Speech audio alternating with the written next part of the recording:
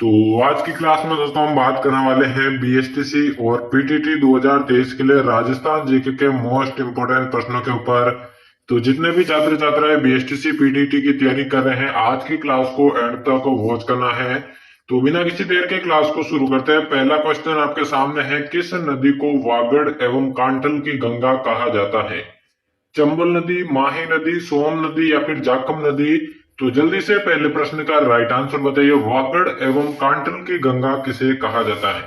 Important प्रश्न है दोस्तों, परीक्षा के अंदर पूछा जाता है, तो जल्दी से बताइए राइट आंसर। तो वागड़ एवं कांटल की जो गंगा है दोस्तों, आपके माही नदी को कहा जाता है, जो कि राजस्थान के दक्षिणी प्रदेश के अंदर दोस्तों इसका जो है प्रवाह है। तो बिल्कुल दोस्तों दूसरा ऑप्शन इसका करेक्ट आंसर हो जाएगा। अगला प्रश्न यहाँ पे पूछा गया, राज्य में बाजरा अनुसंधान केंद्र कहाँ पर स्थित है? जैसलमेर, जोधपुर, बाड़मेर या फिर जालोर? तो जल्दी से बताइए राइट आंसर। राज्य में बाजरा अनुसंधान केंद्र कहाँ पर स्थित है? जल्दी से इसका करेक्ट आंसर बताइए, क्या हो जाएगा? इंपॉर्टेंट प्रश्न है, परीक्षा के अंदर पूछा जाता है, तो जल्दी से बताइए राइट आंसर इसका। राज्य में बाजरा अनुसंधान केंद्र की मैं बात करूं दोस्तों, बाड़मेर के अंदर स्थित है। तीसरा ऑप्शन इसका बिल्कुल आपके करेक्ट आंसर हो जाएगा। अगला प्रश्न यहाँ पे पूछा गया है, राजस्थान का सबसे पूर्वी जिला कौन सा है? भरतपुर, धौलपुर, दौसा या फिर अलवर? तो बताइए जल्दी से इसका राइट आंसर। राजस्थान का सबसे पूर्वी जिला कौन सा है? इसका करेक्ट आंसर क्या हो जाएगा? इंपॉर्टेंट प्रश्न है दोस्तों, बताइए राइट आंसर। तो राजस्थान का सबसे पूर्वी जिले की मैं बात करूं दोस्तों, धौलपुर इसका बिल्कुल करेक्ट आंसर हो जाएगा। बढ़ते अगले प्रश्न की ओर। अगला पूछा गया, राजस्थान का कौन सा क्षेत्र इंदिरा गांधी नहर से लाभान्वित होगा?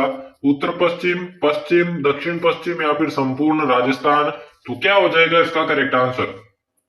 राजस्थान का कौन सा क्षेत्र इंदिरा गांधी नहर से लाभान्वित होगा? तो बात करें इसके करेक्ट आंसर की, राजस्थान का जो उत्तर पश्चिम का एरिया है दोस्तों, वो आपके इंदिरा गांधी नहर से लाभान्वित होगा। पहले ही ऑप्शन इसका करेक्ट आंसर हो जाएगा।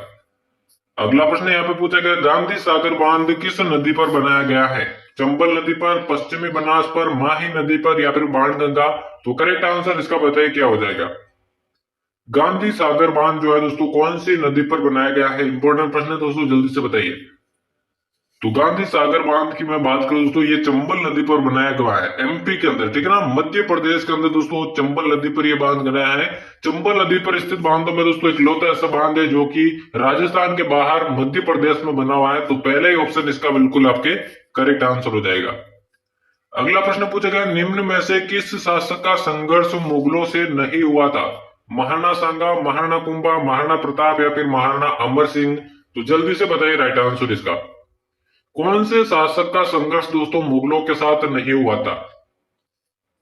तो देखिए दोस्तों, महाराणा सांगा बिल्कुल मुगलों से संघर्ष हुआ था, महाराणा प्रताप का हुआ था, महाराणा प्रताप के पुत्र अमर सिंह का भी हुआ था। लेकिन दोस्तों महाराणा कुंभा का जो संघर्ष है दोस्तों, वो मुगलों के साथ नहीं हुआ था, क्योंकि दोस्तों मुगल जो है वो 1527 के आसपास दोस्तों जो है उनका शासन जो है मेवाड़ के अंदर या कई पूरे भारत में जो महाराणा सांगा के साथ जो युद्ध लड़ा गया था, खानवा का युद्ध, उसके पश्चात दोस्तों मुगलों के जो है स्थायित्व वहां पर जमा था। तो महाराणा कुंभा दोस्तों पहले आए थे, तो यही इसका बिल्कुल आपके करेक्ट आंसर हो जाएगा।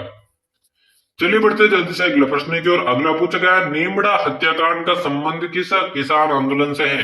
भगत आंदोलन, मीणा आंदोलन, एक ही आंदोलन या फिर बेंगू किसान आंदोलन?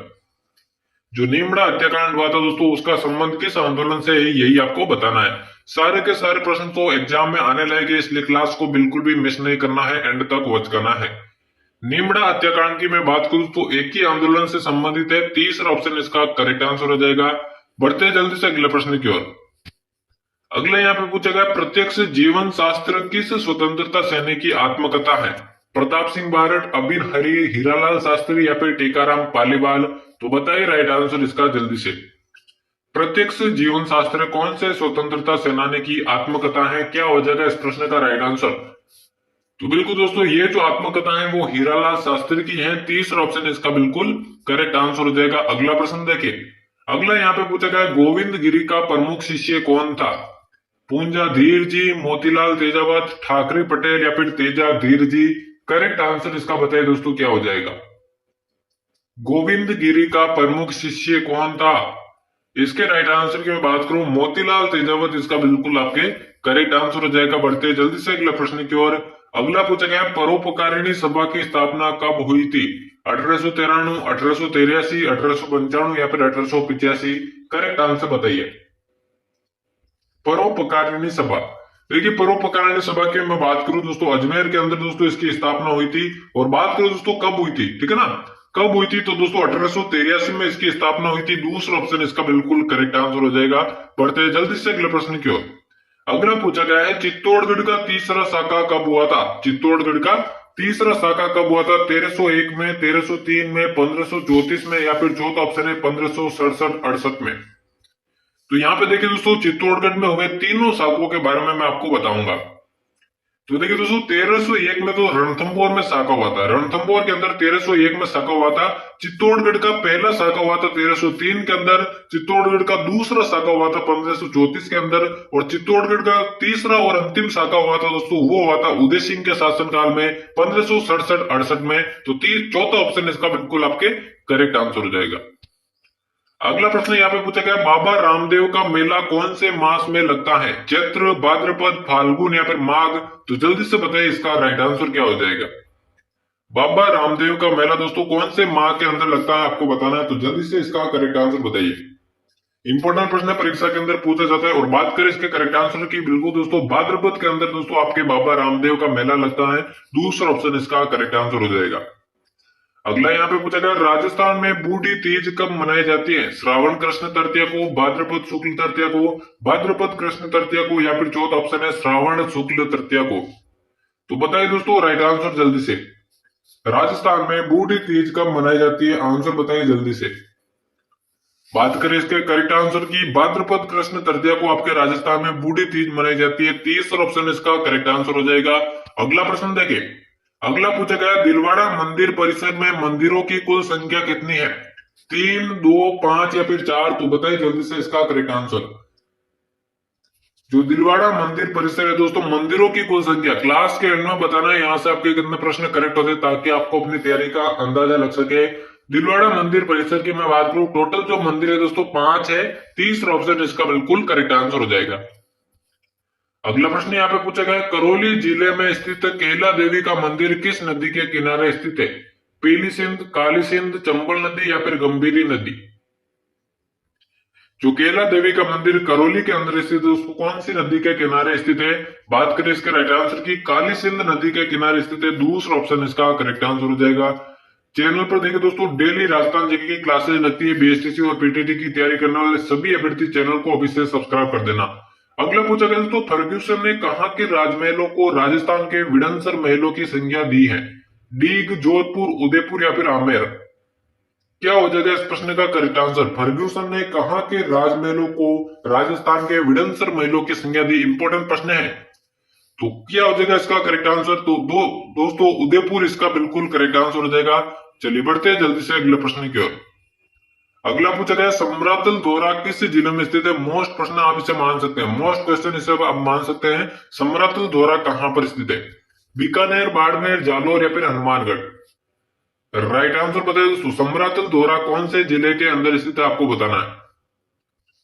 तो राइट आंसर की मैं बात करूं तो बीकानेर के अंदर आपका समरातल दौरा है। पहले ऑप्शन इसका बिल्कुल करेक्ट आंसर हो जाएगा। बढ़ते हैं जल्दी से अगले प्रश्न की ओर। अगला पूछा गया है, 12 देवरा नामक शिव मंदिर समूह कहाँ स्थित है? बेंगू के अंदर, लाडनू के अंदर, जहाजपुर के अंदर या फिर नोहर के अंदर? तो बताइए राइट आंसर इसका। 12 देवरा नामक शिव मंदिर समूह कहां पर स्थित है? राइट आंसर बताइए। तो इसके राइट आंसर की मैं बात करूं, ये स्थित है दोस्तों आपके जहाजपुर के अंदर। तीसरा ऑप्शन इसका बिल्कुल करेक्ट आंसर हो जाएगा। बढ़ते अगले प्रश्न की ओर। अगला पूछा गया है, मीणा का अर्थ क्या है? वनवासी, वन रक्षक, मछुआरे या फिर मछली? मीणा का अर्थ क्या है, आपको बताना है। इंपॉर्टेंट प्रश्न है दोस्तों, जल्दी से बताइए राइट आंसर इसका। तो मीणा के बारे में मैं बात करूं, इसका जो अर्थ है दोस्तों मछली है। चौथा ऑप्शन है इसका बिल्कुल करेक्ट आंसर हो जाएगा। और आज के महत्वपूर्ण प्रश्नों की क्लास का ये होने वाला दोस्तों अंतिम प्रश्न। यहां पर आपसे पूछा गया है, झालावाड़ जिला राजस्थान के किस संभाग में स्थित है? जयपुर संभाग, कोटा संभाग, उदयपुर संभाग या फिर अजमेर संभाग? तो क्या हो जाएगा इसका करेक्ट आंसर? देखिए, झालावाड़ जिले की मैं बात करूं, कोटा संभाग के अंतर्गत आता है। कोटा संभाग में दोस्तों टोटल 4 जिले आते हैं, कोटा, बूंदी, बारा और झालावाड़। तो झालावाड़ भी दोस्तों कोटा के अंतर्गत आता है, इसलिए दूसरा ऑप्शन इसका करेक्ट आंसर हो जाएगा। तो यहाँ पर हमारे बीएसटीसी और पीटीटी 2023 के लिए राजस्थान जीके के मोस्ट इंपोर्टेंट प्रश्नों की क्लास समाप्त होती है। उम्मीद करता हूँ आज की क्लास आपको पसंद आएगी। ऐसी क्लासेस चैनल पर आगे भी पाने के लिए चैनल को सब्सक्राइब करके बेल आइकन को प्रेस कर देना। तो मिलते किसी और नई क्लास में, तब तक लेते हैं अलविदा। धन्यवाद।